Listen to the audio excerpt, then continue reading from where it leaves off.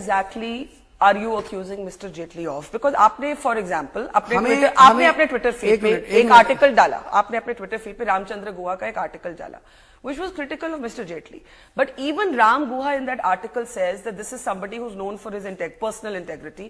This is somebody who's known for being the moderate liberal face of the BJP. In 40 years there hasn't been a whiff of 40 साल से वो public life में उनके को directly लेके कोई scandal नहीं है.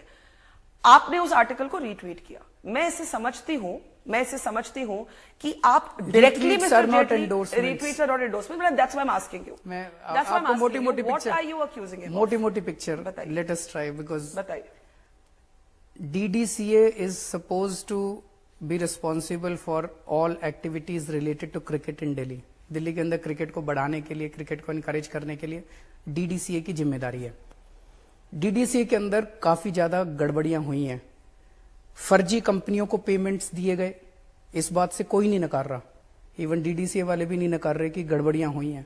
और ये अभी कीर्ति आजाद ने जितना सारा एविडेंस दिया था कि ढेर सारी फर्जी कंपनियों को ढेर सारे पेमेंट्स किए गए, फर्जी बिल हैं. दूसरी चीज, सिलेक्शन ऑफ प्लेयर्स के अंदर बहुत भारी गड़बड़ है. आपको ये जान के आश्चर्य होगा, मेरे पास एक बहुत ही सीनियर जर्नलिस्ट का फोन आया जो आपका बहुत अच्छा दोस्त है.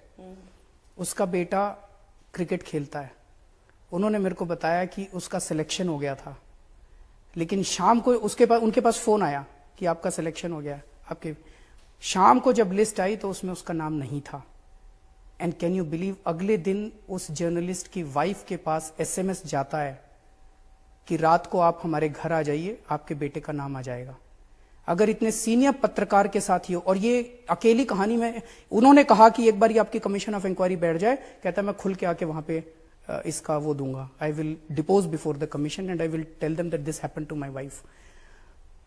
इस किस्म की ढेरों कहानियां हम सुन रहे हैं कि सिलेक्शन ऑफ कैंडिडेट्स में एज सर्टिफिकेट्स को गड़बड़ी की गई थी. मतलब अंडर 16 में खेलना है तो 18 साल के बच्चे को भी फर्जी सर्टिफिकेट्स दे दिए गए थे.